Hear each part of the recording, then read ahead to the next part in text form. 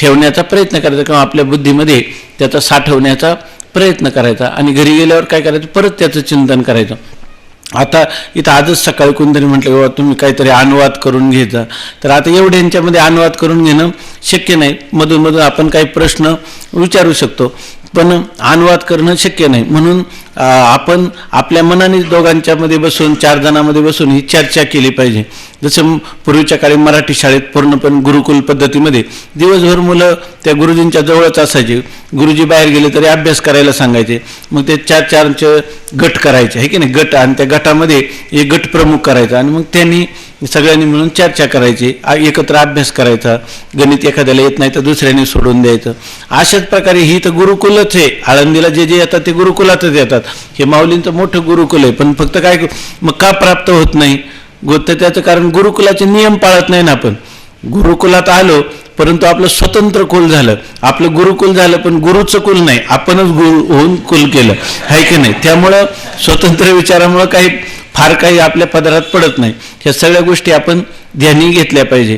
तर इथं सांगतात की शंकराचार्य नामे येतीने सांख्य न्यायादी दर्शने.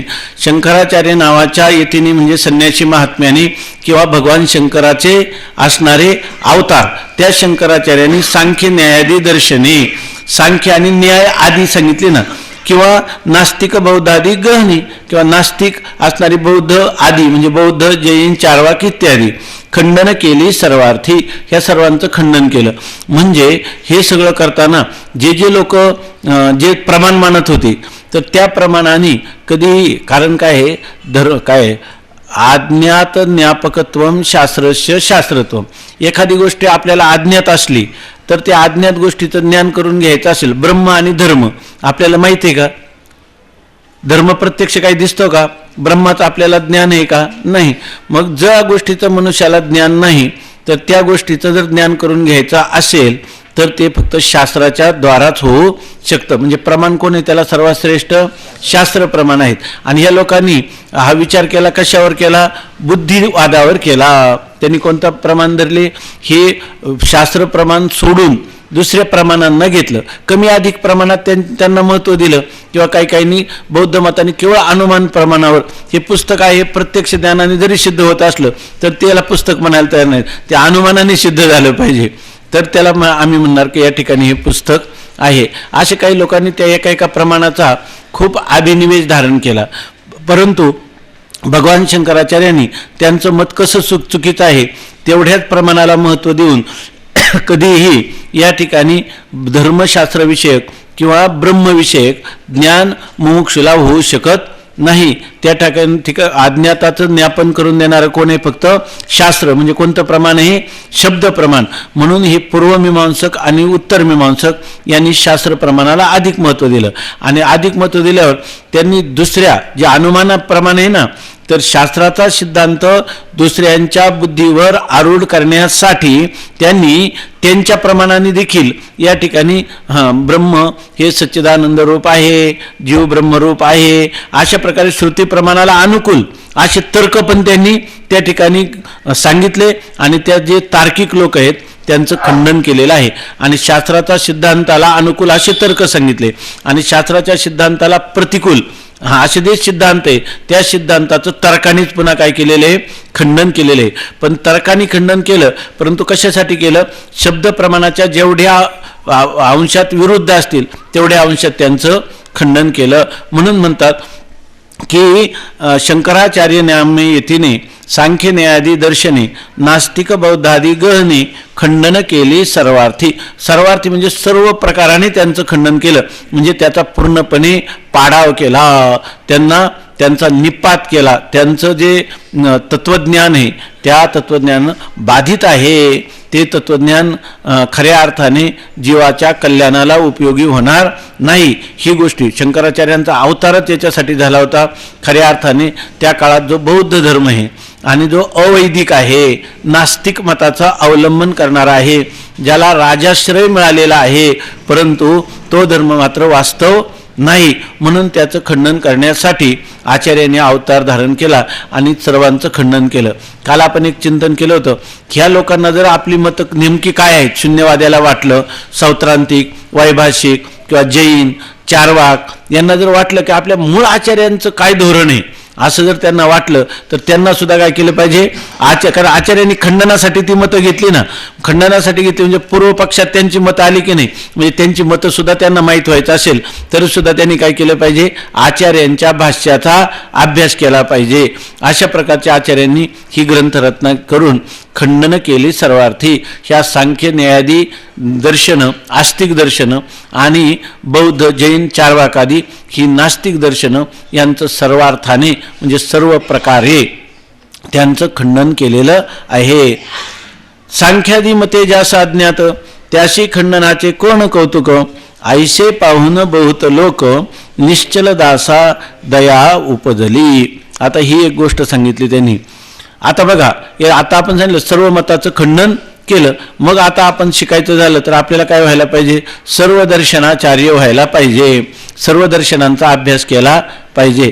म्हणजे याचा अर्थ पहिल्यांदा आपण कोणतं, नास्तिक दर्शन, मग त्याच्यात जैन मताचा अभ्यास करायचा, बौद्ध मताचा अभ्यास करायचा. बरं, त्यांचे ग्रंथ प्रत्येक दर्शनाचे विपुल ग्रंथ आहेत. विपुल म्हणजे भरपूर, शेकडो हजारो असे ग्रंथ आहेत. कारण एकदा माणसाची एक स्पर्धा लागली ना की मी विजयी की तो विजयी, मग त्या माणसाच्या बुद्धीला आपल्या अनुकूल अनेक प्रकारचे तर्कशुद्ध जातात, अनेक प्रकारचे शास्त्राची वचनं चुकीचा अर्थ काढून त्याच्यासमोर येतात आणि मग त्यामुळे तो पुन्हा पुन्हा आणखी ग्रंथरचना करत राहिले परंपरेने.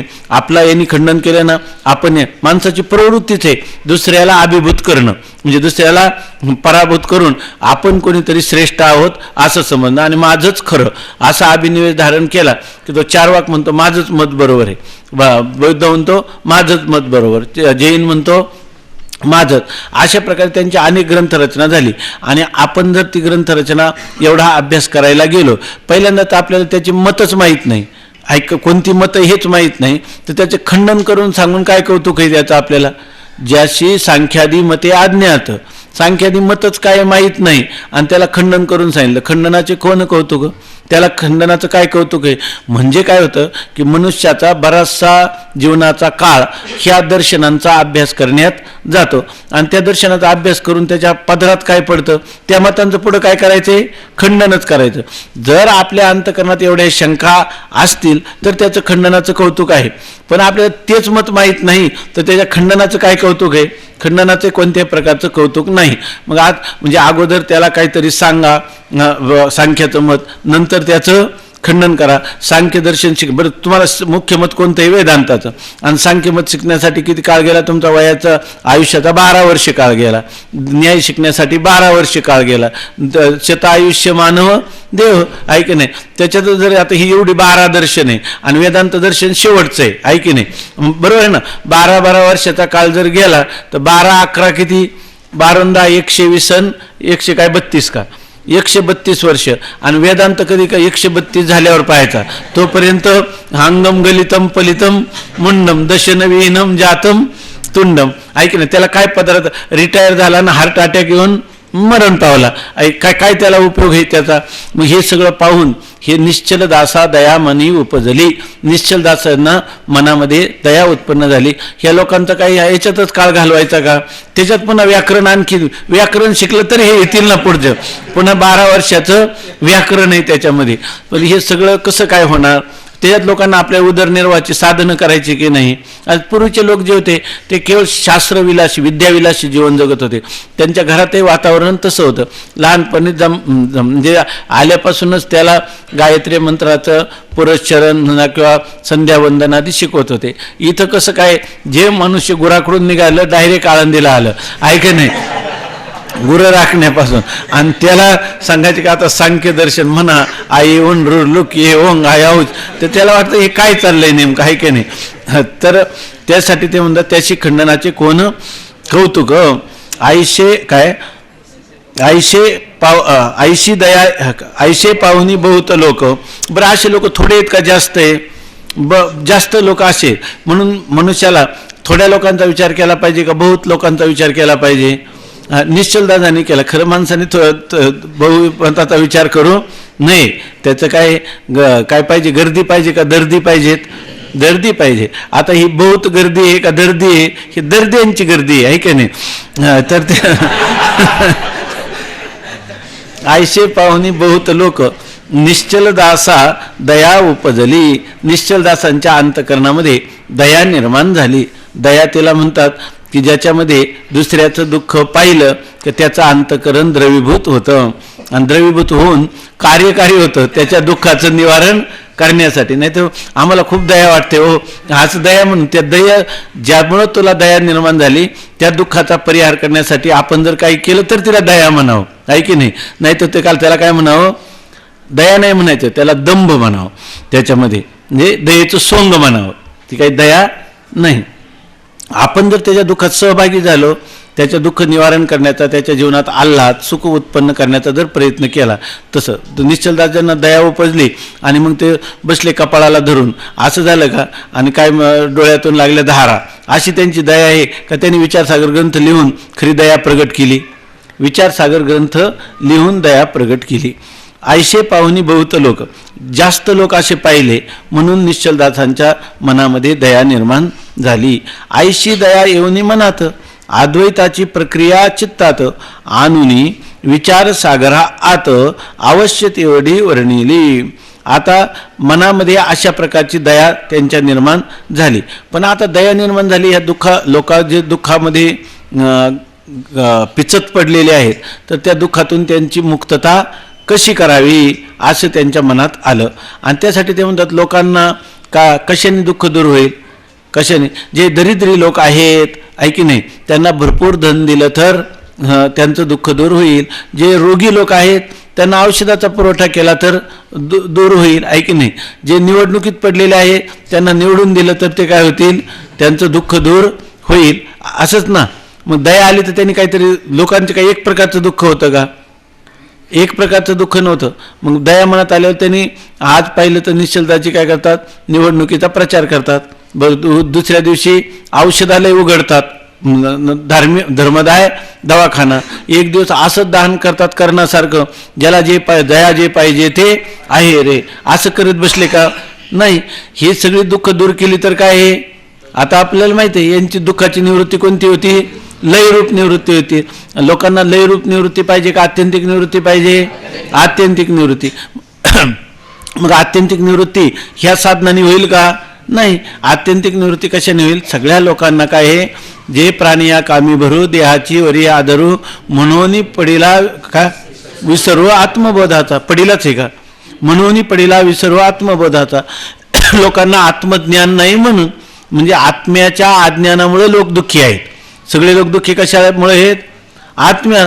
आज कळले ज्याला आत्मा मी आयशे हे ज्वर बाधती कैसे आत्मानं चेद विजानियात अयम अस्मिती पुरुषः किमिच्छन कश्य कामाय शरीरम अनुसंजरेत. जर ज्याला मी आत्मा आहे म्हणलं तर हे ज्वर बाधती कैसे? ज्वर म्हणजे दुःख, त्याला बाधतील का? नाही. मग निश्चलदासांच्या मनात दया उपजली, दया निर्माण झाली, तर त्या दया कार्यकारी का झाली? म्हणजे काय केलं त्यांनी? सगळ्या लोकांना आत्मज्ञान करून द्यावं असं ठरवलं. की आत्मज्ञान एकदा झालं की त्याच्या जीवनात काय आहे? आनंदच आनंद आहे. दुःख ते कैचे नये स्वप्नाशी, त्याला स्वप्नात देखील दुःख वाटणार नाही. आणि आनंद कसा आहे? आनंद निरतिशय आनंद. कोणता आनंद? निरतिशय आनंद. त्या आनंदाला काही विषय लागेल का? आता नाही. त्याला काही व्यक्ती पाहिजे, देश पाहिजे, काल पाहिजे का? सगळ्या देश काल वस्तूत सगळा आनंदच आनंद आहे. सगळा आनंदच आनंद आहे. पण कोणाला? आत्मज्ञानी पुरुषाला. मग जर त्याला एकदा आत्मज्ञान प्राप्त करून दिलं तर त्याच्या सगळ्या दुःखांची खऱ्या अर्थाने समाप्ती होईल की नाही? आणि त्याला खरा आनंद प्राप्त होईल की नाही? होईल. म्हणून आपण मुलाबाळांना 7 पिढ्याची इस्टेट मिळून त्यांचं दुःख दूर करू शकतो आणि त्यांना आनंद प्रदान करू शकतो का नाही? मग आपण आपल्या मुलांसाठी 7 पिढ्याची इस्टेट मिळून ठेवावी का त्यांना ब्रह्मज्ञानी करून सोडावं? आहे की नाही? त्यांना काय करून सोडावं? ब्रह्मज्ञानी. बरोबर ना? ब्रह्मज्ञान झालं तर हत्तीच्या पायामध्ये सगळे पाय आले की नाही? तर ते कधी तक्रार करतील का? आमच्या वडिलांनी आमच्यासाठी काहीच ठेवलं नाही का? आमच्या वडिलांनी आमच्यासाठी सर्वस्व दिलं. अरे सगळ्या जगाचा मालक, त्या मालकालाच माझ्या हृदयात कायमचं स्थानापन्न करून ठेवलं. जगाचा जगतपिता असणारा परमात्मा तो मला मागं पुढे उभा राहे सांभाळीत आलिया आघात निवाराया. तो परमात्म्याचं मला दास केलं आणि तो परमात्मा मला सांभाळतो. ही जी कला, ही जी विद्या, ही जी ब्रह्मविद्या किंवा भक्ती सिद्धांत किंवा कर्म करण्याची युक्ती, कर्मविपाकाचा सिद्धांत, हे सगळं माझ्या वाडवडिलांनी मला दिलं. म्हणून आपण सगळं देतो. ते स्वामी महाराज सांगायचे विनोदाने, आपण सगळ्या ज्ञानोबारायांचे वंशज आहे. आपण कोणी मांस वंशज असतात तुकोबारायादिकांचे, दुसरे कोणते विद्यावंशज, नाही की नाही. मग आपण त्यांचे वंशज आहे की नाही. मग आपला याचा धरीनं अभिमान, करीनं आपुले जतन, हे करणं पाहिजे की नाही. नाहीतर स्वामी महाराज सांगायचे की ते आपण अभिषेक करतो ना, ते म्हणतात गोत्राचा उच्चार करा आणि आपलं स्वतःचं नाव घ्या. आपल्याला सकाळी म्हटले, आता गोत्र कोणतं आहे आपल्याला कुठं माहीत आहे. ज्याचं गोत्र माहीत नाही त्यांनी म्हणावं मी काश्यप गोत्रोत्पन्नो अहम असं काही सांगतात. तर ते त्यांना विचारलं गोत्र, ते म्हणलं गोत्र नाही वाटायला आलं. आमच्या वडिलांनी जेव्हा आम्हाला वेगळं दिलं तेव्हा सगळं बाकीचं दिलं, सप्तम जमीन वगैरे सोनं नाणं सगळं व्यवस्थित वाटून दिलं, परंतु गोत्र काही दिलं नाही. वास्तविक गोत्र परंपरा माहीत पाहिजे की नाही. तसं आपल्याला ही जी ब्रह्मज्ञान ही खरी त्यांची काय आहे परंपरा, परंतु आपण त्याचं जतन न करता दुसऱ्या सगळ्या गोष्टींचं जतन करतो आणि त्यामुळे आपल्या जीवनामध्ये दुःखाची समाप्ती कधीही होत नाही. माणसाने काय केलं, मुले कुठा राहा. जर झाडं जर आपल्याला पूर्ण हे वाळवून दाखवायचं असेल तर काय करावं लागेल, मुळापासून झाड तोडलं पाहिजे. तसं दुःख जर आपल्या दुःखाची इतिश्री ह्या मनुष्य जीवनात करायची असेल तर त्याला उपाय काय आहे, त्याला उपाय एक आपला आत्मस्वरूपाचं अज्ञान घात, म्हणजे आत्मज्ञान करून घ्यायचं. आता काय आत्म्याचं अज्ञान आहे. कोणाचं अज्ञान आहे, आत्म्याचं अज्ञान आहे. मग आत्म्याचं अज्ञान घालवायचं कसं, जे ज्याच्या अज्ञानाने भासतं ते त्याच्या ज्ञानाने निवृत्त होतं. दुःखाचा आभास कशामुळे, आत्मस्वरूपाच्या अज्ञानामुळं, आहे की नाही. आणि मग त्या आत्मस्वरूपाच्या अज्ञानामुळे दुःख आहे, तर ते दुःख जर निवृत्त करायचं असेल तर त्याला उपाय काय, ज्ञानाचा उपाय आहे. आणि ज्ञानाचा उपाय कोणता, घटाचं ज्ञान केलं म्हणजे आत्मस्वरूपाचं अज्ञान जाईल. का आत्म्याचं ज्ञान करून घेतलं पाहिजे. आत्म्याचं ज्ञान का करून घेतलं पाहिजे, सिद्धांत जे ज्याच्या अज्ञानाने भासतं. जगत कशाच्या अज्ञानाने भासतं, आत्म्याच्या अज्ञानाने. मग ते त्याच्या ज्ञानाने म्हणजे कोणाच्या ज्ञानाने, आत्म्याच्या ज्ञानाने काय होतं, निवृत्त होतं. म्हणून आपण आत्मज्ञान संपादन करायला पाहिजे. आणि अशी बरेच लोक पाहिले, म्हणजे काही लोक आहेत ना, मनुष्यानाम सहस्रेषु, त्यांना आत्मज्ञान झालेलं आहे, त्यांना दुःख नाही. परंतु बरेचसे लोक जे आहे तर ते कसे गतानुगतिको लोको न लोक हा पारमार्थिका. लोक गतानुगतिक आहे. याच्यामध्ये स्वामी महाराजांनी त्यांची आई सांगायची लग्न केलं पाहिजे. ते म्हणायचे का म्हणून केलं पाहिजे, अरे तुझ्या पंजोबाने लग्न केलं म्हणून आजोबा झाले की नाही, आजोबांनी केलं म्हणून वडील झाले की नाही, वडिलांनी केलं म्हणून तू झाला की नाही, मग लग्न केलं पाहिजे की नाही. ही आपली काय आहे, परंपरा आहे, ऐका नाही. हे आपलं शिक्षण असतं. तर असं बहुत लोक जे करतात ते वाटतं की आपण ते केलं पाहिजे. परंतु असे जे लोक आहेत ते फार विरळे आहेत, ऐकी नाही. मनुष्यानाम सहस्रेषु कश्चिद येतती सिद्धये येततामपि सिद्धानाम कश्चिन माम वेत्ती तत्वतः. आस्तेच्या महापुरी रिगताती कोटीवरी परिप्राप्तीच्या पहिलं तरी विपाईला निघे, अशा प्रकारची स्थिती आहे. म्हणून त्यांनी लिहिलं की निश्चलदादाने पुष्कळ लोक जे आहेत ते या अज्ञानामध्ये खितपत पडलेले आहे असं पाहिलं. त्यांच्या मनात दया निर्माण झाली आणि दया निर्माण झाल्यानंतर मग त्यांनी सांगितलं की आता सगळ्या लोक हो तुम्ही इथं या आणि मी तुम्हाला आता क्रमाक्रमाने व्याकरणम मुखम प्रोक्तम, व्याकरणापासून सांगतो. पहिल्यांदा तुम्ही या ठिकाणी काही दिवस माझ्याजवळ राहा, सेवा करा आणि तुम्हाला मी आता लघु सिद्धांत सुरू करतो. आणि नंतर कुठपर्यंत शिकायचं, म्हणजे व्याकरण महाभाष्यापर्यंत. आणि म्हणजे त्याला किती काळ लागेल, म्हणजे तसं 12 वर्षात साधारण अभ्यास होईल, 24 वर्षामध्ये तुमचं काशिकापर्यंत टीका होईल, ऐके नाही. बरं हे शिकायचं कशासाठी, अहो वेदांत दर्शनाकडे जायचं आहे आपल्याला, तुम्हाला वेदांत कळला पाहिजे. ते म्हणजे 22 वर्ष 24 वर्ष तर कशात जातील, व्याकरण. बरं पुढं काय, पुढं म्हणजे नास्तिक दर्शन, कारण ते वेदाच्या विरुद्ध लिहिले, त्याचं खंडन करायचं आहे आपल्याला, ऐके नाही. म्हणून त्याला शिकायला किती लागतील, 4 बौद्धांची 4 मतं 12-12 वर्ष लागेल म्हणे, ऐके नाही. 12 चोक 48, 48 आणि 24 किती झाले, 24 चोक 24 पंचे किती, 12 चोक 48 आणि 72 वर्षे लागतील. पुढं काय करायचं म्हणे, मग आपल्याला आस्तिक दर्शनाचा विचार करायचा. मग वेदाचं अध्ययन करायचं. किती वेदाचं? 4 वेदाचं. एक वेदाचं अध्ययनाला किती लागतो म्हणे, वेदविद्यालयात जाऊन विचारा. 12 वर्षे. 12 चोक 48 आहे की नाही. 72 आणि 48 गेले 100च्या पुढं आहे की नाही. पण त्या पुढचं जे वेदांत दर्शन शिकायला मी शिल्लक राहील का नाही? हा, आयुष्य मध्ये समजा अगदी नैसर्गिक आयुष्य गेलं तर आपल्या वेदामध्ये 116 वर्षाची आयुर्मर्यादा सांगितली असं म्हणतात. 116 खूप निरोगी आयुष्य जगलं तर 116 वर्षाची. ह्या मर्यादेत आपलं अध्ययन होईल का? बरं, आपल्याला शेताला दार द्यायचे, जनावरांचं सगळं करायचंय, याच्यामध्ये हे सगळा अभ्यास होईल का? नाही. म्हणून ह्या निश्चलदासांनी असा मार्ग, त्यांच्या अंतःकरणात इतकी दया उत्पन्न झाली आणि ते म्हणतात की सांख्यादी दर्शन अशी क्रमाने शिकवण्यापेक्षा त्याच्यातला जो महत्त्वाचा भाग आहे पूर्वपक्ष म्हणून आपण मांडू आणि त्याचं खंडन करून सांगू. लोकांना कशाला श्रम एक दर्शन शिकायचं, इतक्या दिवसात इतका त्यांच्या जीवनाचा काळ घालवायचा आहे की नाही. आणि याच्यासाठी मुख्य काय आपल्याला वेदांत. मनुष्याच्या समोर ज्यावेळेला आपण बघा मोठी मोठी आजकाल हे असतात भोजनाची, त्याला काय म्हणतात, पार्ट्या असतात आणि ते एका ताटात किती पदार्थ असतात, कितीतरी पदार्थ असतात. आम्ही ते मुंबईला गेलो आणि ते काहीच सुचेना कोणतं खावं काय. मग आम्ही ते दही वडा आणि तेच खाल्लं फक्त. तेच बरं वाटलं. तोपर्यंत बाकीचे जे पदार्थ होते खायला जागाच राहिली नाही. याचं ते काही लोक तर ते काय म्हणतात त्याला, ते पाणी असतं दुसरं चव जावे म्हणून, काय केशर पाणी, त्याच्यामध्ये हात बुडवायचा, नंतर दुसरं मग गुलाबजामुनची चव लागते, नंतर मग ते बुडवायचा, मग भज्याची चव लागते असं. पण त्याचं नाहीतर मग ते सगळं एकत्र होतं आपल्या मधुकरीसारखं, सगळ्या भाज्या एकत्र.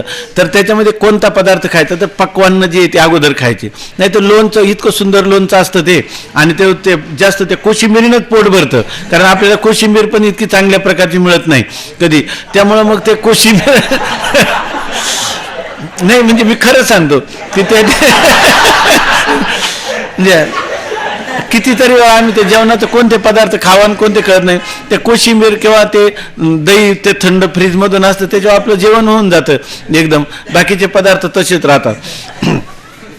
तसं त्या निश्चलदाजींना वाटलं की एवढी दर्शनं यांना सांगायची, यांचा मोठा काळ घालवायचा, त्यापेक्षा अगोदर पक्वान्न खावा, अगोदरच वेदांत सांगू. पण वेदांताचं कसं आहे, कालच सांगितलं, घासा आतीला हरळू फेडिता लागे वेळू परितो खडळू सांडावाची की. त्याप्रमाणे आपल्या चिंतन करत असताना काही विरोधी मतं ही समोर जर आली तर त्याचं मुमुक्षूला काय झालं पाहिजे, खंडन करता आलं पाहिजे आणि त्याला आपल्या सिद्धांत जो आहे त्या सिद्धांताविषयी त्याचा दृढ निश्चय राहिला पाहिजे. अशा रीतीनं फक्त एवढासा ग्रंथ त्यांनी निर्माण केला आणि सर्व वेदांताचं सार. आणि हा ग्रंथ जर चांगला झाला, तुम्हाला वाटत की सर्व दर्शनाचार्य, तर सर्व दर्शनाचार्याला जेवढा मेळ लागत नाही या चिंतनाचा, एवढा मेळ विचारसागर आणि वृत्ती प्रभाकर ग्रंथ शिकणाऱ्यांना लागतो. म्हणून ह्या ग्रंथाचं अध्ययन करताना त्याने आपल्याला इतकं सोपं करून ठेवलेलं आहे का ज्याशी सांख्यादी दर्शने अज्ञात त्यास खंडनाचे कोण कौतुक, ऐशे पाहुनी निश्चलदास काय दया मनी दया उपजली. आणि दया उत्पन्न झाली आणि त्यांनी काय केलं तर ते सांगतात, ऐशी दया येऊनी मनात अद्वैताची प्रक्रिया चित्तात आणूनी. अद्वैताचीच प्रक्रिया म्हणजे सरणी किंवा पद्धती, अद्वैताच्या सिद्धांताला सिद्ध करणारी अशा प्रकारची एक प्रक्रिया किंवा सरणी किंवा रीती ही अगोदर ते मनात बसले. कारण जसं हे व्यासांनी जेव्हा भागवत लिहिलं तेव्हा जगत कल्याणासाठी काय करावं हे त्या ठिकाणी त्यांनी एकांतात जाऊन चिंतन केलं. त्याप्रमाणे यांना स्वतःला आत्मबोध किंवा तत्वबोध झाल्यानंतर हे आतापर्यंत आत्मनो मोक्षार्थम आपली सिद्धी झाली. पण आता जगत हितायचं, जगताचं कल्याणासाठी काय केलं पाहिजे अशा प्रकारचं निश्चलदासांनी अंतर्मुख होऊन या संपूर्ण जगताच्या कल्याणासाठी, मानव मात्राच्या कल्याणासाठी जसा वेद आहे त्या वेदाचं सार सर्वत्व किंवा त्याचं अत्यंत रहस्यमय असा अभिप्राय सांगण्यासाठी विचारसागरा आत म्हणजे विचारसागर या ग्रंथामध्ये आवश्यक तेवढी प्रक्रिया, अद्वैताची प्रक्रिया वर्णिली. जेवढी आवश्यक गोष्ट आहे तेवढीच त्या ठिकाणी सांगितली. म्हणजे याचा अर्थ विचारसागर आहे ना, याच्यामधल्या ज्या प्रक्रिया आहेत त्या मुळातच फार त्याला काय म्हणतो आपण थोडक्यामध्ये सांगितलेलं आहे, संक्षेपाने सांगितलं. तेव्हा तुम्ही म्हणाल याच्यातही महत्त्वाचं काय सांगा, VIMP ते म्हणतात ना, व्हेरी IMP, जे काही त्या परीक्षेला असतात ना त्याला काय म्हणतात, हा, किंवा त्याला दुसरं एक मराठीत नाव आहे ना, अपेक्षित. त्याला काय म्हणतात? अपेक्षित, आहे की नाही. आपल्याला ज्या वेळेला आपण परीक्षेला जातो, वर्षभर खूपच आपण अभ्यास केलेला असतो, परंतु आता परीक्षेच्या वेळेला थोडक्यात आपल्याला लिहायचं म्हणून आपण काय करतो? अपेक्षिताचा अभ्यास करतो. बऱ्याच वेळा जे सखोल अभ्यास करतात तर त्यांना कमी मार्क पडतात, आणि हे एवढंच थोडं लिहितो तेच परीक्षेला आलं तर अपेक्षितवाल्यालाच अधिक मार्क मिळतात. म्हणून आपल्याला सवय काय झाली? अपेक्षिताची जास्त सवय झाली. त्यामुळे आपल्याला विचारसागरात वाटतं याच्यातलं अपेक्षित काय आहे की नाही. हे सगळंच अपेक्षित आहे. याच्यामध्ये असं नाही का बा काही करून मुळातच अगदी थोडं दिलंय आणि त्याच्यामध्ये जर आपण पुन्हा त्याच्यातही जर काय काय महत्वाचं म्हटलं तर असं याच्यातला एक ना एक शब्द काय आहे महत्वाचा. कारण सगळ्या वेदांताचा अपेक्षित म्हणूनच हा ग्रंथ निर्माण केलाय ना. याच्यामध्ये असं नाही का काही कळलं आणि काही नाही कळलं, किंवा काही लक्षात राहिलं काही लक्षात, याच्यातलं सगळंच्या सगळंच लक्षात राहिलं पाहिजे. बरं, पेजेस किती? मला वाटतं बरोबर पेजेस सुद्धा 330 आहेत. 328 पेजेस आहे. किती? 328 पेज. वर्षाचे महिने आपले दिवस किती? 360. मग दररोज एक पेज जर आपण चांगलं तयार केलं तरी वर्षात होईल का नाही. आणि तुम्ही म्हणले मग सप्ताहाला काही सुट्ट्या आहे का नाही प्रस्थानच्या, तर 28च्या नंतर 42 दिवस आपल्याला शिल्लक आहे. किती? 42 दिवस सुट्टी घेऊन हा ग्रंथ आपण मुखपाठ करू शकतो, आहे की नाही. आणि चांगल्या प्रकारचं याचं व्याख्यान करू. त्यांना ते सुद्धा वाटलं की संस्थे जेव्हा अभ्यासक्रमात ठेवतील तेव्हा कसं, तर त्यांनी सांगितलं 328 पानातच बसू, 42 दिवसाची सुट्टी ठेवू, एका वर्षातच सगळं व्यवस्थित होईल, आहे की नाही. आणि त्याच्यातही जर कोणी म्हणायला लागलं तर लोह परिसाशी रुसले, आहे की नाही. त्याला ते काय करणार बिचारे. तर आईशी दया येऊनी मनात, अद्वैताची प्रक्रिया चित्तात आणुनी. म्हणजे अगोदर आहे ना, आगाते प्रकृती किरीटी, आधी मनवणीची उठी, मग ते वाचा दिठी कराशी. अगोदर त्यांनी मनातच सगळं जगताचं दुःख निवारणाचं साधन, ते आत्मज्ञान. मग आत्मज्ञान करून घेताना कोणत्या प्रकारचं मांडणी केली पाहिजे, कसं खंडन केलं पाहिजे, सिद्धांताचं मंडन कसं केलं पाहिजे, हे अगोदर मनन करून त्यांनी मनामध्ये ठेवलं. पण त्याच्यामध्ये ते तर इतकं, आता काल आपण सांगितलं 27 लक्ष श्लोकांचा संग्रह त्यांच्याजवळ होता. आणि असं सांगतात काहीतरी 1,10,000 की 20,000 श्लोक त्यांच्या कंठात होते. अशा प्रकारचे ते महात्मे की त्यांना जर इतका का कोणत्या त्यांच्या गुरूंचा काही त्यांना शापवाणी होती की जर ते वेदांताचं चिंतन करायला लागले तर तेवढ्याच काळात त्यांचं डोकं दुखायचं, थांबायचं, आणि त्यांना बारीक ताप होता, त्या तापाची पीडा होत नसायची. त्यामुळे ते अखंड ह्या चिंतनातच राहायचे, असे हे महात्मे. परंतु ते म्हणतात की मला एवढे श्रम झाले, पण एवढे श्रमसुद्धा ह्या मुमुक्षूंना नको, म्हणून आवश्यक तेवढीच प्रक्रिया चित्तात आणली आणि ती विचारसागरामध्ये मांडली, अवश्य तेवढी वर्णिली. विचारसागरीचे रहस्य मनी, येताचे आनंद न माये त्रिभुवनी, तेची द्यावया सवंगडिया लागोनी, ग्रंथा प्रवृत्ती झाली माझी. विचारसागरीचे रहस्य मनी येताचे. आणि हे चिंतन करता करता विचारसागराचं रहस्य मनात आलं. काय रहस्य मनात आलं की विचारसागराचं रहस्य काय आहे की श्लोकार्धेन प्रवक्ष्यामी, अर्ध्या श्लोकात आम्ही सांगतो. शंकराचार्य म्हणतात ब्रह्म सत्यम जगन्मिथ्या जीवो ब्रह्मैव नापरः. ब्रह्म सत्य आहे, जगत मिथ्या आहे आणि जीव ब्रह्मरूप आहे. हेच विचारसागराचं काय आहे रहस्य. आणि बरोबर या संपूर्ण ग्रंथांमध्ये किंवा आपण केलेल्या चिंतनामध्ये हा सिद्धांत एकदम मुमुक्षूच्या बुद्धीवर आरूढ होऊन तो त्याचं जीवन निहाल होईल, परिपूर्ण होईल, असं त्यांना जेव्हा वाटलं तेव्हा आनंद न माये त्रिभुवनी. विचारसागराचं रहस्य काय आहे की श्रीगुरूला सगळ्यात मोठा, त्यांनी माऊलींची ओवी सांगा, ती ओवी माऊली म्हणतात की आई आणि श्रीगुरू यांना सर्वात मोठा आनंद कधी होतो आणि तो आनंद फक्त त्यांनाच कळतो, दुसऱ्यांना कळत नाही. अशी काय ओवी? शिष्याचे निधालेपणे, शिष्याचे निधालेपणे होईजे नाही, देखे बाळकाचे आधनी धाईजे, शिष्याचे झालेपणे होईजे, हे एकले ते सद्गुरूची एकलेनी जाणीजे का प्रसवती. या ओळीचा अर्थ लक्षात आला का? पुन्हा सांगतो. काय? बाळकाचे निधनी धाईजे. एखादं बाळक आहे आणि आईनं त्याला स्तनपान करवलं आणि त्यांनी ढेकर दिला किंवा त्याला एखादा पदार्थ खाऊ घातला आणि वडिलांनी त्या मुलांनी काय केला, ढेकर दिला. बालकाचे धनीपणे, धनी म्हणजे तृप्ती झाली, तर हिलाच इकडं तृप्ती होते. कोणाला तृप्ती होते? आईला. ऐका, झालं कोण? बालक. आणि तृप्ती कोणाची झाली? आईची. तसं शिष्याचे झालेपणे होईजे. आणि शिष्य जर म्हणायला लागला, गुरुजी या ठिकाणी काय चिदानंद रूप शिवोहम शिवोहम अहम ब्रह्मास्मी, आता तुम्ही नाही मी नाही, आता कोण आहे? सगळं परमात्ममय आहे. कशाचं? गुरुन शिष्य. नैव गुरु नैव शिष्य. ते जर म्हणायला ऐके नाही, गुरु नैव शिष्य, गुरुन शिष्य द्वैत मुळीच नाही, देवभक्त द्वैत नाही. काय तो श्लोक आहे? तर त्याच्याप्रमाणे मग आहे तरी कोण? चिदानंद रूप शिवोहम शिवोहम असं म्हणायला लागल्यावर गुरूंना काय होतं? कपाळाला धरून बसतात. आहे की नाही? का गुरूंना तेच पाहिजे?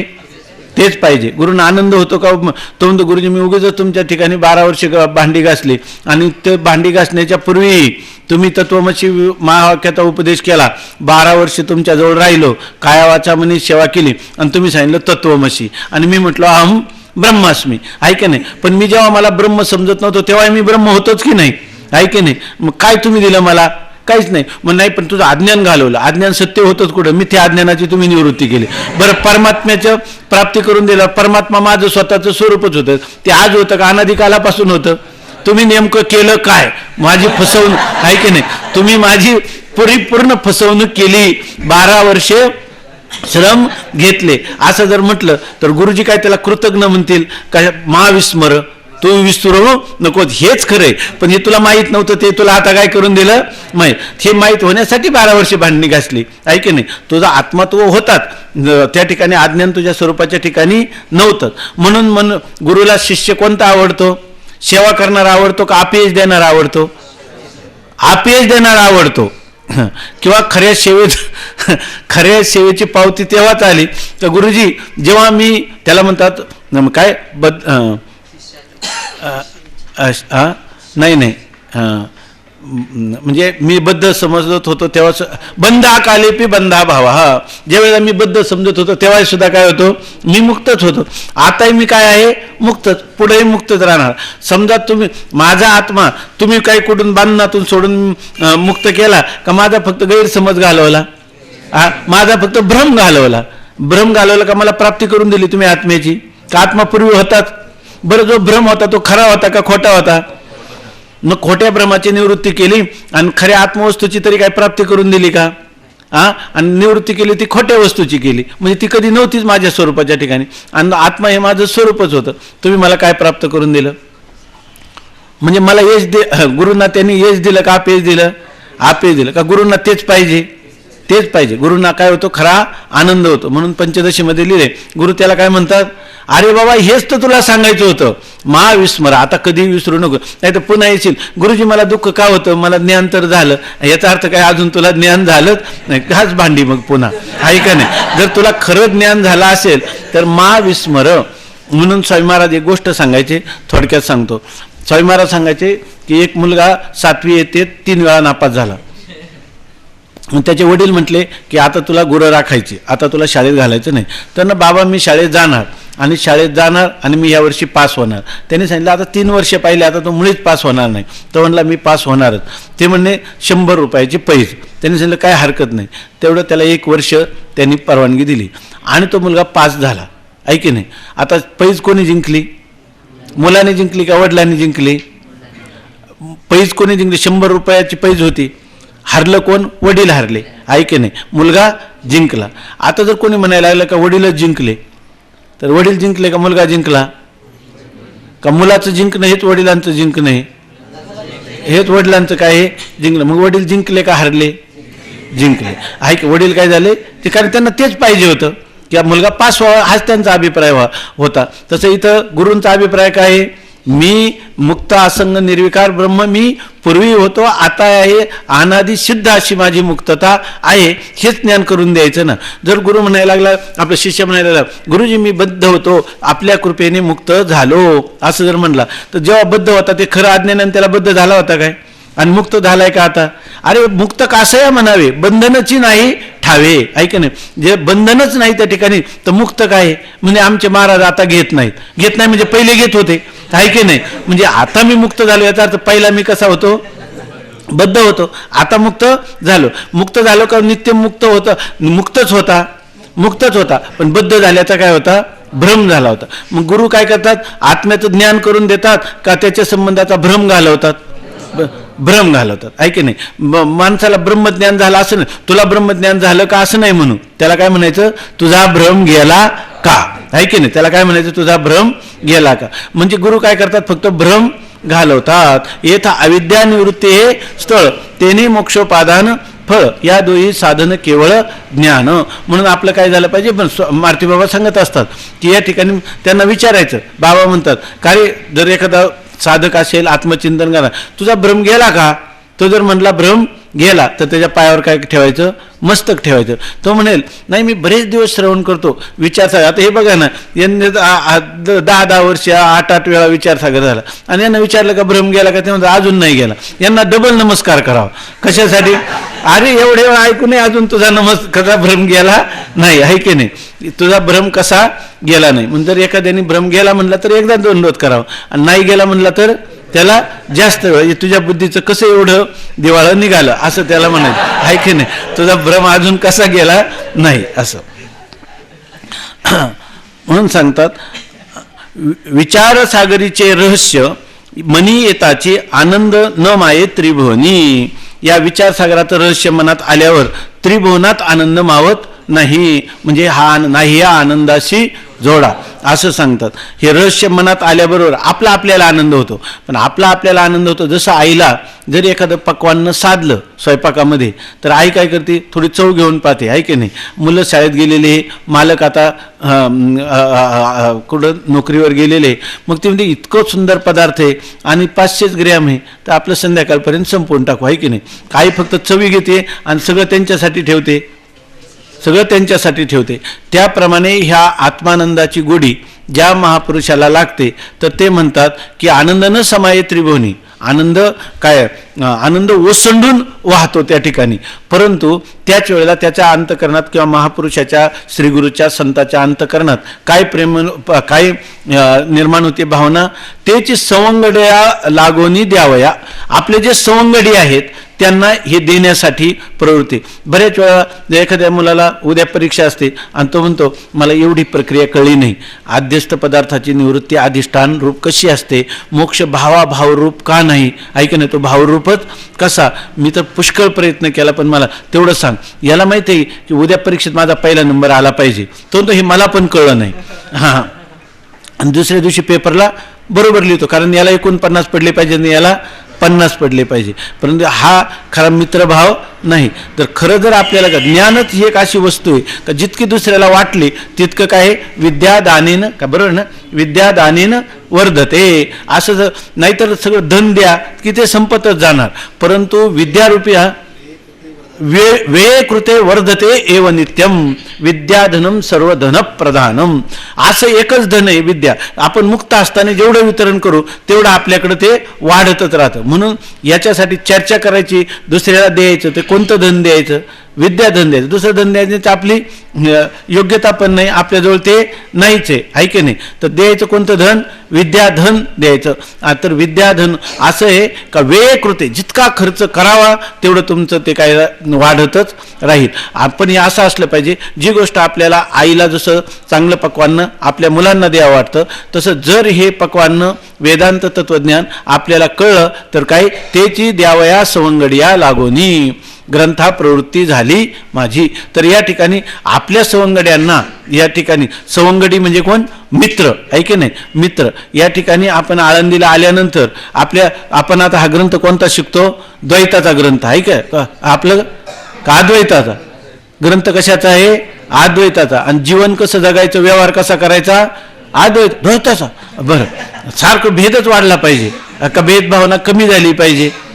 हा, भेदभाव कमी होण्यासाठी, आहे की नाही? याच्या ठिकाणी कुठला प्रांत नाही, कोणती जाती नाही, कोणतं वय नाही, काही नाही. आणि असं केलं तर अद्वैताचा आनंद येईल का? तसं येईल मग ते तर पक्ष चाललेले समाजामध्ये, हा काँग्रेस, हा कोणचा, हा ह्याचा, तेच करायचं का त्यांचा निपात करण्यासाठी आपण आलोय, आहे का नाही? ज्ञानोबा आहे का ज्ञानदेवे घेतले दान, कशासाठी घेतलं दान? अद्वैताचा प्रक्रिया सांगण्यासाठी घेतलं का द्वैत माजवण्यासाठी घेतलेले? ज्यांनी द्वैत माजवले त्यांचे नाव तरी कुठे आहेत? दोन इतिहासात पंक्ती नाही 1000 वर्षाच्या, आहे की नाही? आणि ह्यांचं काय आहे, जसं जसं चंद्र सूर्य असेपर्यंत सारखाच महिमा काय चाललाय, उत्तरोत्तर. कशाची मशाल आहे त्यांच्या हातात? अद्वैताची मशाल आहे की नाही? म्हणून आपल्याला हे, नाहीतर इथं राहूनही जर सगळं विचारसागरात पार जणू काय निरूपणी सद्वृत्ती होते, तिथून उठता सवेची जाते, असं जर आपलं झालं तर काय उपयोग आहे का त्याचा? नाही. आणि हे सगळं ज्ञान आहे, हे आपण आपल्या मित्रांना दिलं पाहिजे. याच्यामध्ये मित्राची व्याख्या केली त्यांनी. मित्र कोणाला म्हणतात? ददाती प्रतिगृह्णाती, आहे की नाही? दुसऱ्याला देतो पण आणि त्याचं घेतो पण, आहे की नाही? पुन्हा काय? गुह्यम आख्याती पृच्छती, गुह्यातलं गुह्य त्याला विचारतो पण आणि आपलं मात्र सांगत नाही, असं नाही.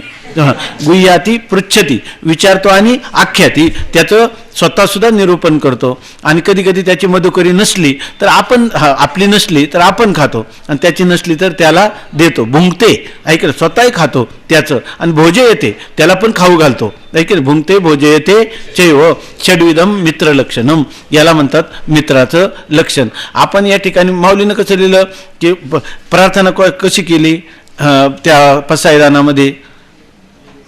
जे खळांची व्यंकटी सांडो आणि तया सत्कर्मी रती वाढो आणि भूता परस्परे पडो मैत्र जीवांचे. तिथं मानवांचं नाही लिहिलं, सर्व भूतांचं, विंचू सर्प व्याघ्र हे जरी असतील ना, यांचे सुद्धा भूत म्हटलंय ना, प्राणी मात्र, त्यांची मैत्री वाढावी म्हणून सांगितलं. आणि इथं आळंदीत येऊन आपण जर भूता नाही मानवांचं, आहे की नाही, मानवांचं नसलं तर जोग महाराजांच्या छत्राखाली असणाऱ्या विद्यार्थ्यांचं तरी काय पाहिजे? भूता परस्परे पडो मैत्र जीवांचे. आणि इथं जर आपल्या ठिकाणी हा जर अपपर भाव निर्माण झाला तर काय, ज्ञानोबरायांच्या पसायदानाला काळिंबा कोणी फासला? आपण फासला. कारण माऊलीनं त्या नुसत्या ज्ञानोबरायांच्या नाही, कोणाच्या निवृत्तीनाथ महाराजांच्या देखील. कशावरून? ते तर काय शेवट काय त्याचा? येणे वरे ज्ञानदेव सुखिया झाला. कोणता वर दिला? हा होईल दान पसावं. हा तुमचं, हे मी तुम्हाला दान मागितलं, याचा प्रसाद मी तुला दिलाय, आहे की नाही? मग असं जर म्हणत असेल आणि इथं जर आपण बुद्धिभेद किंवा द्वैत जर अंतःकरणात ठेवू तर काय, पहिल्यांदा आपल्याला हेच शिकलं पाहिजे. वेदांत तर फार मोठी गोष्ट आहे. इथूनच जर आपण शिकलो नाही भूता परस्परे पडो मैत्र जीवांचे, तर आपलं पुढं कसं काय होणार, आहे की नाही? बरं, मग असं जर आपण केलं तर आपण किती उपदेशक म्हणून समाजात गेलो तर कोण आपलं स्वीकारणार आहे की नाही? लोक काय, मी काल कधी सांगितलं, सप्ताहाला गेलो ते लोक काय म्हणतात, तुमच्या बोलोकांचे फार हे हवेत, आहे की नाही? म्हणजे आम्ही 4 जण बोलावले होते, 2 पखवादे 2 गायक, त्यांची 4 इकडे 4 तोंडे, पुढच्या वर्षी त्यांना बोलवायचंच नाही. जर गुन्हे आणले असते तर किती सगळ्यांना एकत्र बोलावलं असतं की नाही? कारण का, म्हणजे त्यात वेदांत शिकल्यामुळे झाले असं.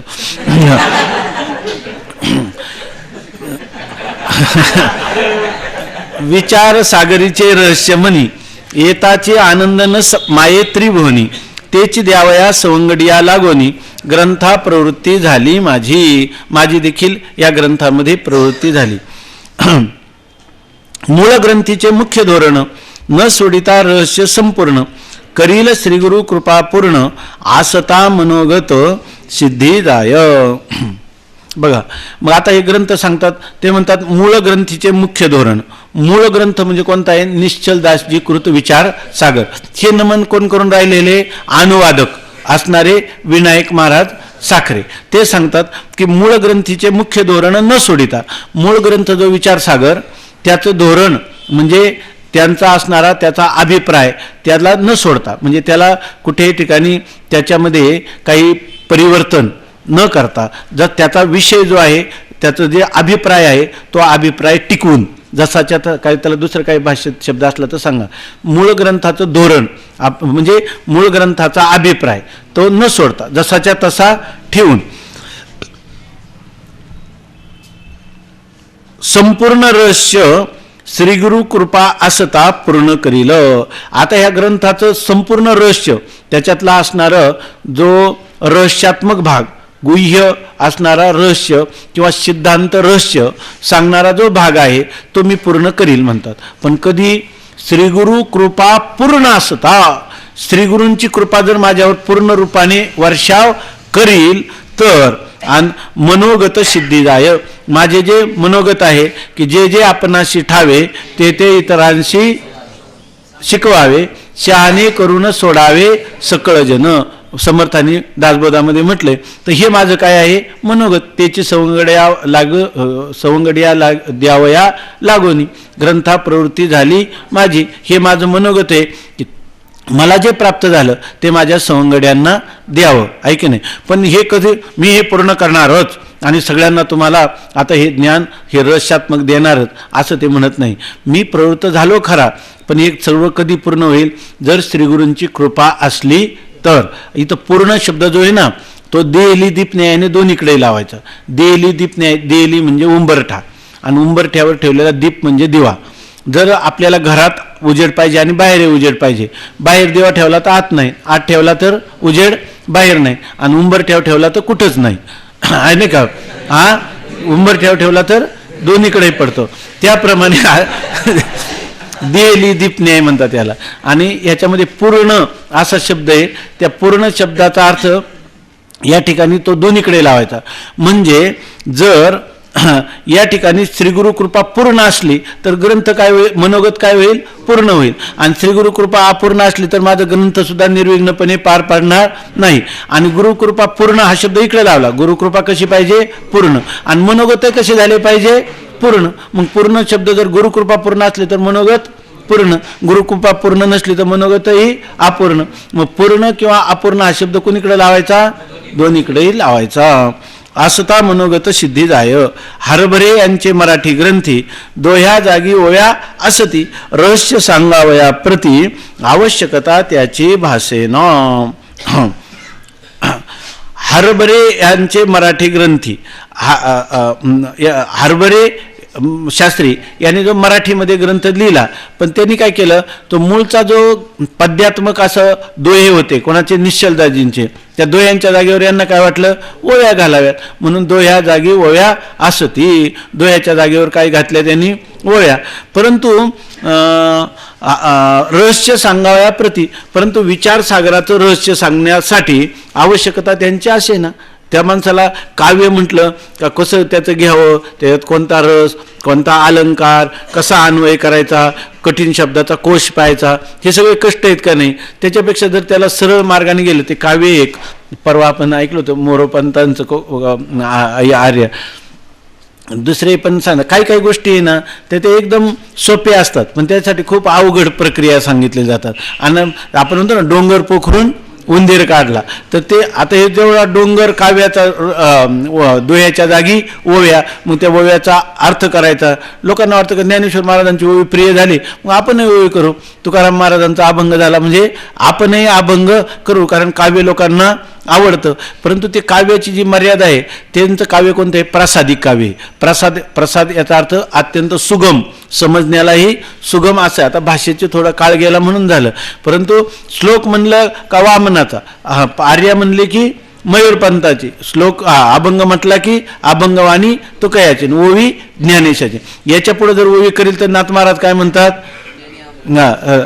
काय, ज्ञानेश्वरी पाठी ओवी करील जो मराठी, त्याने अमृताचे ताटी जाण नरोटी ठेविली. अशा प्रकारची. म्हणून माणसाने फार काव्य करण्याच्या या काळात तलाटण हिंगणबेट जोडलं तर लगेच काव्य होतं, त्या काव्यात जास्त पडू नये. तर रहस्य सांगावयाप्रती आवश्यकता त्याची भाष्य ना, त्याची काही त्यांना आवश्यकता वाटली नाही म्हणून सांगतात. मनोनी मोक एक महाराज कोणी इथं त्याच्यातले असतील आता, इथं मला वाटतं आहे कोणीतरी, पण ते काही नाव मी सांगत नाही, विचारू नका.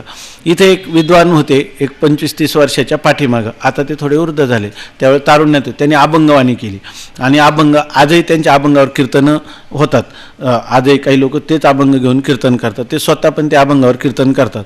तर त्या ज्यांच्याकडे ते शिकले तर त्यांनी सांगितलं की हे तुम्ही अभंग लिहू नका. ते म्हणे हे मला काय त्याचं इंग्लिशमध्ये सांगतात काय, poetry is the spontaneous overflow of powerful feeling, अशी काव्याची इंग्लिशमध्ये व्याख्या केली.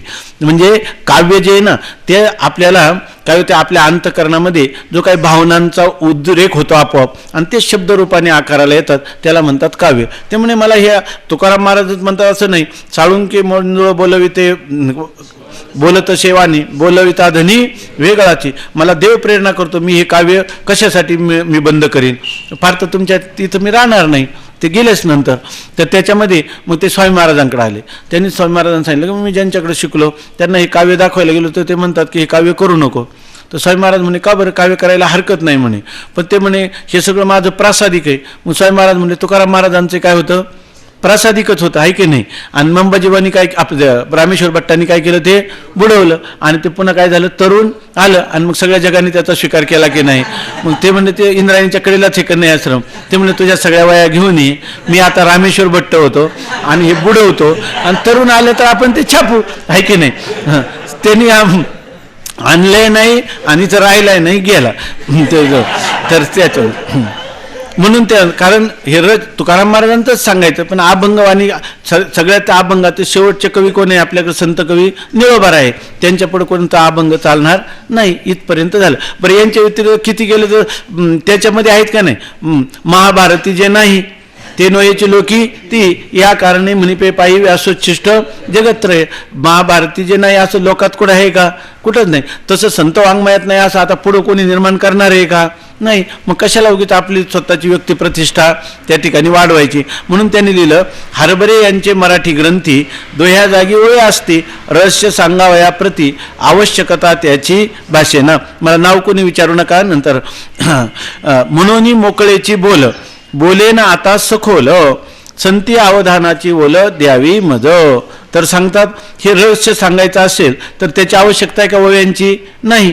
आता म्हणतात मी काय मोकळेची बोल, मोकळेची म्हणजे अगोदर त्या ठिकाणी काव्य करायचं आणि नंतर मग काव्याचा अन्वय करायचा, त्यापेक्षा मोकळंच असं मी गावाला जातो गावाला मी म्हणलं की मग पुन्हा ते मी गावाला जातो, सरळ मोकळेची बोल. पण बोल जरी असले तरी ते कसे सखोल आहे म्हणजे गंभीर आहेत. त्याचा अर्थ जर तुम्ही घेतला तर असं नाही का समजा हे मोकळं बोलतात मनाला येईल तसं बोलतात, मोघम चाललाय असाही ग्रंथ नाही म्हणतात.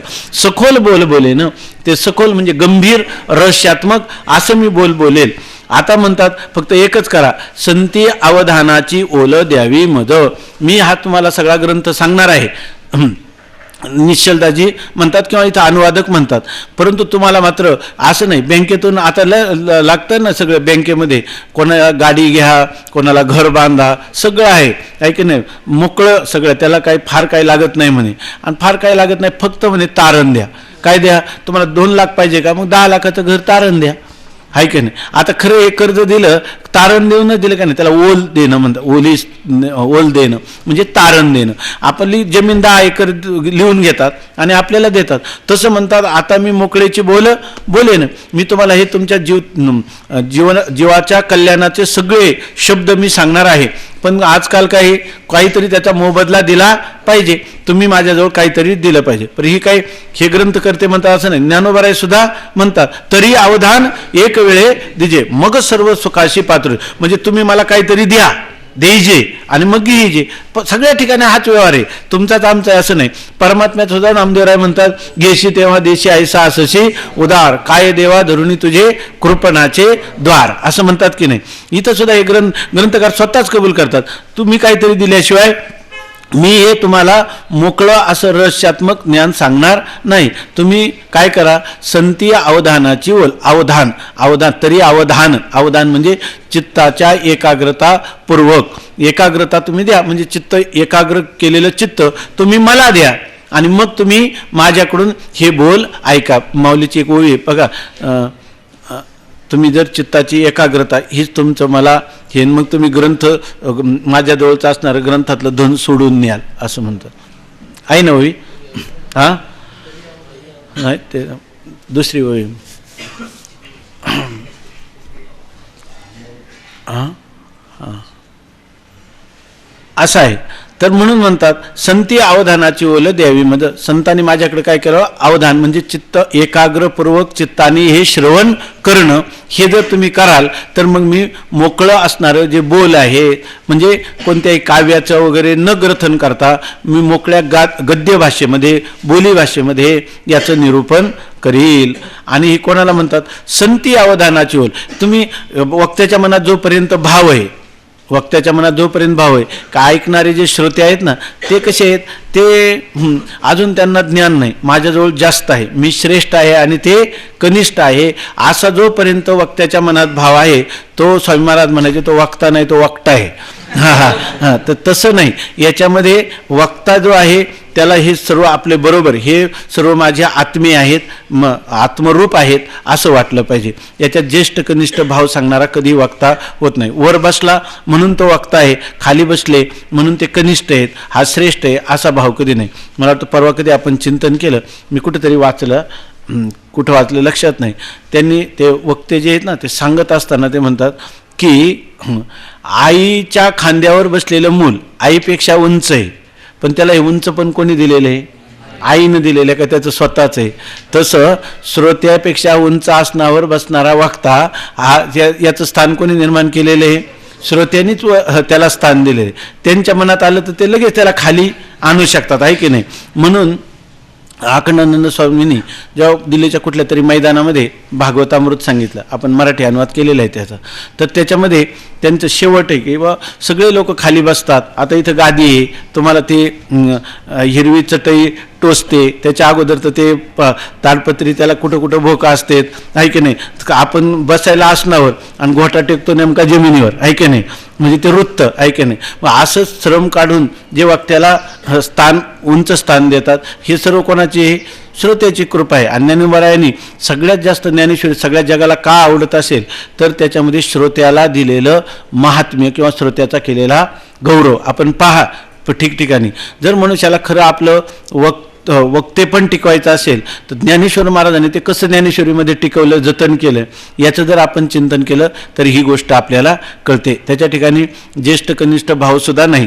म्हणून म्हणतात की संती अवधानाची ओल मज द्यावी. म्हणजे इथं त्यांना म्हणताना असं म्हणत नाही की अहो श्रोते हो, आहे की नाही, अहो विद्यार्थी हो असं म्हणत नाही, अहो संत लोक हो, संती अवधानाची ओल मज द्यावी. हे सगळे लोक काय आहेत, संत आहेत. जरी आज नसले तर उद्याचे हे काय आहे, संतच आहे. जरी आज जिज्ञासेने बसले असले तरी हे काय आहेत, मुक्तच आहे उद्याचे. त्या बघा आपण शाळा कॉलेजला जातो, हॉस्टेलला, वसतिगृहामध्ये, आणि तिथं त्या वसतिगृहाच्या बाहेर बोर्ड लिहिलेला असतो आमके रामराव कापसे, आणि पुढे लिहिलेलं असतं MA. हा MA ला प्रवेश घेतलेला असतो, MA झालेला नसतो, तरी तो काय लिहितो तिथं MA. मग आता त्याचं लिहिणं चुकीचं आहे का बरोबर आहे? बरोबर आहे. आज नसला तर उद्याचा MA आहेच आहे ना. तसं या ठिकाणी हे संती अवधानाची, म्हणजे आज नसले तरी उद्या हे कोण होणार आहेत, संतच होणार आहेत. संती अवधानाची ओल द्यावी मज. किंवा बरेच लोक कौतुकाने येत असतात, ते संतच असतात, गरज नाही, पण दुसरं काय करण्यापेक्षा आपण चिंतन होतं या निमित्ताने एकत्र बसून, दुसरं काय करायचं त्याच्यापेक्षा काय करायचं, गरज तर नाही तरी सुद्धा याचं चिंतन करायचं. म्हणून ते काय आहेत, संत पण आहे. याला संताच्या पाठशाळेत जाणारे पण आहेत आणि संतत्व प्राप्त झालेले पण आहेत. म्हणून संती अवधानाची ओल मज द्यावी. ऐशी प्रार्थना करिता संताते तवा अनुग्रह करोनी श्री गुरुनाथे, आज्ञा केली श्रीमंते ग्रंथा लागी नारायणे. ऐशी संताते प्रार्थना करिता, अशा प्रकारे संतांच्या जवळ ह्या लेखकांनी काय केली, अनुवादकर्त्यांनी प्रार्थना केली. आणि तवा अनुग्रह करोनी श्री गुरुनाथे, तेव्हा त्यांच्या श्री गुरुनाथांनी त्यांचं काय, त्यांच्यावर अनुग्रह केला, कृपा केली. त्यांचं जेव्हा मनोगत असं ऐकलं तेव्हा त्यांनी अनुग्रह केला, कृपा केली, आणि त्यांना काय म्हणतात, आज्ञा केली श्रीमंते. श्रीमंत, सगळ्यात जगात श्रीमंत कोण आहे, श्रीगुरु श्रीमंत आहे. की संपूर्ण जगताचं अधिष्ठान असणारं जे ब्रह्म ते सर्व ऐश्वर्य नियुक्त आहे. आणि ते ऐश्वर्य कोण आहे, ते ब्रह्म कोण आहेत, आपले श्रीगुरु आहे. म्हणजे खऱ्या श्रीमंत कोण आहे, ब्रह्मज्ञानी पुरुष श्रीमंत आहे, ब्रह्मनिष्ठ पुरुष श्रीमंत आहे. परंतु श्रीमंत असला तरी कंजूस असला तर म्हणतात जाऊ द्या, असेल श्रीमंत त्याच्या घरचा, तो खरा श्रीमंत नाही. जो आपलं श्री ऐश्वर्य दुसऱ्याला देऊ शकतो तो खरा काय आहे श्रीमंत. आणि देत असताना काही भाग राखून ठेवतो आणि बरंचसं काही शिकवतो. तुला न्याय आणि वेदांत शिकवलं पण सांख्य दर्शन शिकवलं नाही, हा सुद्धा श्रीमंत नाही. सगळं जेवढं आपलं तेवढं जसंच्या तसं दुसऱ्याच्या पदरात शिष्याच्या पदरात देतो तो खरा कोण आहे श्रीमंत आहे. म्हणून म्हणतात या आज्ञा केली श्रीमंते. श्रीमंत अशा कोणी इथं 3 विशेषण दिले. श्रीमंत श्री गुरुनाथे. गुरुनाथ म्हणजे गुरूंचा गुरुस्वामी आहे की नाही.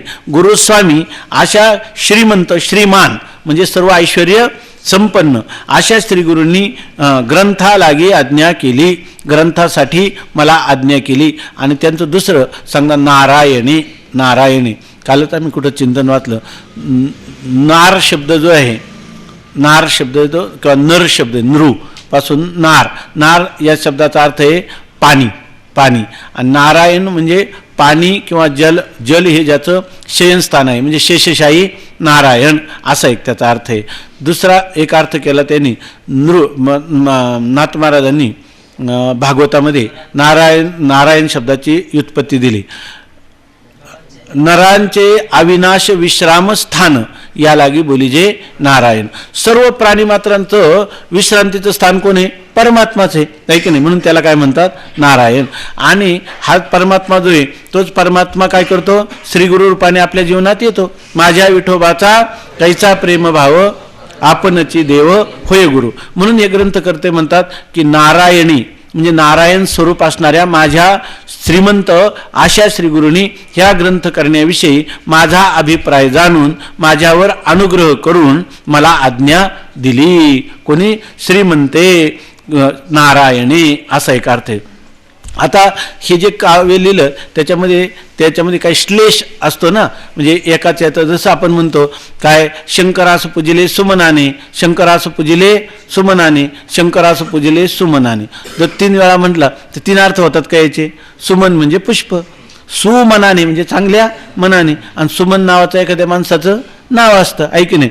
तसं इथं नारायणी आज्ञा केली. नारायण शब्दात त्यांनी श्लेष सांगितला. परमात्मा रूप असणारे माझे श्रीगुरु पिताश्री त्यांचे वडीलच ते. आणि त्यांच्या वडिलांचे नाव काय आहे नारायण, हे वडिलांचं नाव आहे. म्हणून त्या ठिकाणी श्रीमंते नारायणे श्रीगुरु नाथे ग्रंथ निरूपणी आज्ञा केली असे म्हणतात. नारायणी याचा अर्थ त्यांचे असणारे पिताश्री तीर्थरूप नारायण नाना महाराज साखरे यांनी हे ग्रंथ लिहिण्याविषयीची आज्ञा केली असे पण याच्यामध्ये निरूपण करतात. असो आता आजपर्यंत आपण या ग्रंथाचा उपोद्घात म्हणून पाहिलं. आणि खऱ्या अर्थाने विचारसागर नावाचा ग्रंथ उद्यापासून सुरू होत आहे. उद्या विचारसागराचे जे मूल करते निश्चलदासजी ते मंगलाचरणाला आरंभ करीत आहेत. तेव्हा आतापर्यंत कोणी आलं नसेल ग्रंथाला तर त्याने असं समजायचं नाही किंवा कधी आले कधी नाही आले तर काही ग्रंथ चुकला असं समजायचं नाही. कारण ग्रंथ सुरू झाला नाही.